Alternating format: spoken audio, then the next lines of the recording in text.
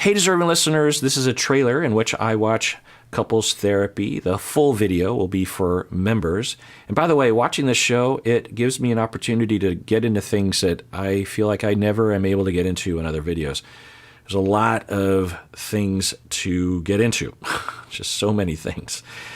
And let's watch. Silence is different than being honest. Right, that's dishonesty. No, it's not. Because when you ask the appropriate question, did I not answer? Yeah. So she's getting frustrated. And it's a frustrating thing to hear. If she asks the appropriate question, what the fuck, dude? Appropriate question? It's a game you're playing, pal. You're playing some fucked up game. So what's by implication, if she were to ask, if Erica were to ask, have you cheated on me in the last month? And that's not an appropriate question, then you're free to lie. That's where you're like, there's a secret door to the truth that she has to puzzle out. So that's frustrating, and it's ridiculous, and it's stupid, and it's nonsense, and it's antisocial and wrong and immoral. Just bottom line. He even confirmed that, yes, it is different from the truth, because she asked the question, just to clarify, the code of silence is the opposite of telling the truth, right? And he's like, yep, because I thought he would squeak out of that. But he's like, yeah, it is. And then everyone's, well, the opposite of lying, the opposite of telling the truth is lying. So anyway, he saying that ridiculousness, but she's getting frustrated, and I'm worried that she's going down a road. And I haven't seen her do the kind of thing that I typically will see from couple therapists. Come on. I'm just saying, I'm never going to be somebody who goes out and sleeps with another woman and wants to come home and talk about it with my wife. That's just, nah. So modeling, maybe when he was a kid, his dad cheated all the time and it all seemed normal. Maybe even his mom looked the other way because she had, I don't know what's happening right now. What are you talking? I'm not the sort of guy who is going to, I mean, such a weird, fucked up way to say it.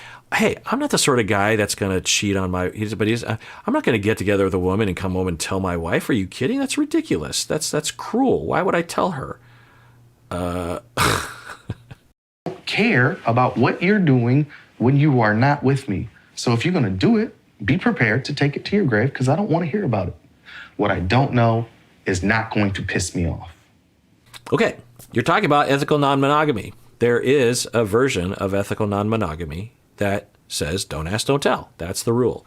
It's not usual, but it's a version. I've treated couples that have had that version of ethical non-monogamy. They might not even call it ethical non-monogamy, but they had that arrangement where they said, well, I'm pretty sure my partner is getting together occasionally with others or hiring a sex worker every now and then, but we have an agreement that we just don't talk about it. I'm okay with it that they do those things as long as they're safe and they don't fall in love and all this kind of stuff. And, we both have our needs that occasionally are met through interactions, physical interactions with other people. But if I hear about it or they hear about it from me, it can be really hard to handle. So it's like, I know intellectually that my partner is doing something, but I don't want to know any of the gory details. And as long as our relationship is good and we're there for each other, then it's a weird analogy, but it's sort of like with parenting a teenager. You might intellectually know that your child is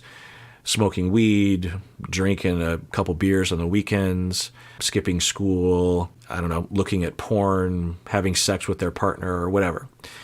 You might intellectually suspect or even know that these things are occasionally happening. But if your policy is such that you're thinking, well, they're 18, what are you going to do? I'm pretty sure they're being safe, and I've taught them well, and they have good influences around them. So I'm just hoping that it all kind of works out. They're not going to learn unless they learn. So there you go. And that's my policy. So it's a similar thing where whereas the parent might say, but I don't want to know about it constantly. Like if you're smoking and drinking I know you're smoking and drinking with your friends sometimes, but I don't know when and I don't know where, and you seem to be taking care of your responsibilities.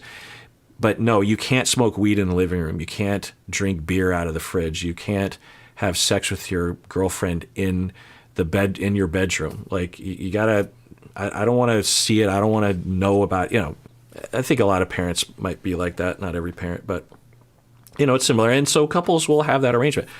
Great. If that's what you want, that's a starting point. What does she want?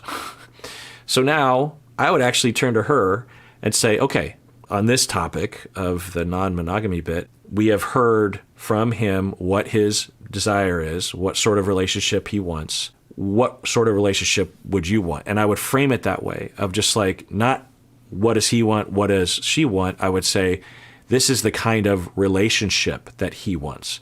What kind of relationship do you want? You both have to agree. Otherwise, you have to keep talking and negotiating or break up.